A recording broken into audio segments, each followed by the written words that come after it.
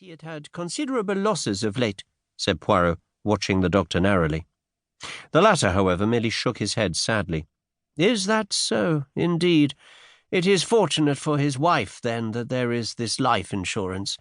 A very beautiful and charming young creature, but terribly unstrung by this sad catastrophe. A mass of nerves, poor thing. I've tried to spare her all I can, but of course the shock was bound to be considerable.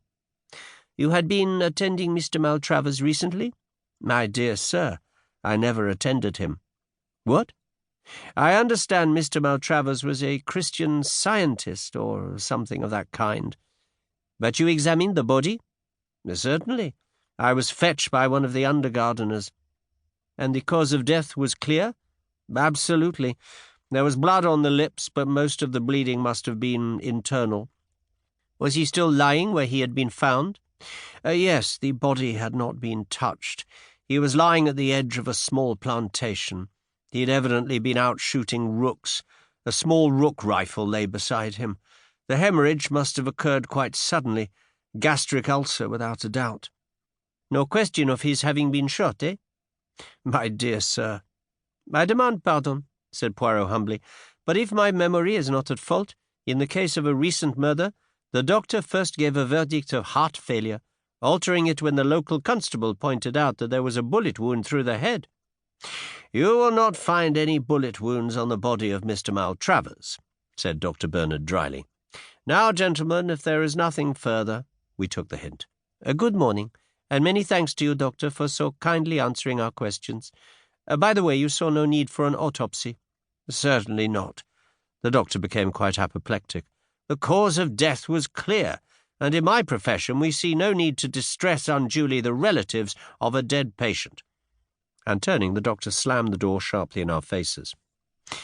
And what do you think of Dr. Bernard Hastings? Inquired Poirot, as we proceeded on our way to the manor. Rather an old ass. Exactly. Your judgments of character are always profound, my friend. I glanced at him uneasily, but he seemed perfectly serious. A twinkle, however, came into his eye, and he added slyly, That is to say, when there is no question of a beautiful woman. I looked at him coldly. On our arrival at the manor house, the door was opened to us by a middle-aged parlour-maid. Poirot handed her his card and a letter from the insurance company for Mrs. Maltravers. She showed us into a small morning room and retired to tell her mistress. About 10 minutes elapsed, and then the door opened, and a slender figure in widow's weeds stood upon the threshold. Monsieur Poirot, she faltered. Madame.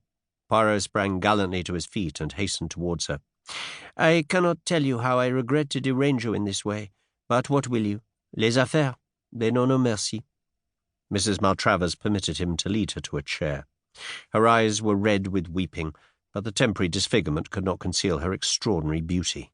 She was about 27 or 8, and very fair, with large blue eyes and a pretty pouting mouth. It is something about my husband's insurance, is it? But must I be bothered now, so soon? Courage, my dear madame, courage. You see, your late husband insured his life for rather a large sum, and in such a case the company always has to satisfy itself as to a few details. They have empowered me to act for them. You can rest assured that I will do all in my power to render the matter not too unpleasant for you. Will you recount to me briefly the sad events of Wednesday? I was changing for tea when my maid came up.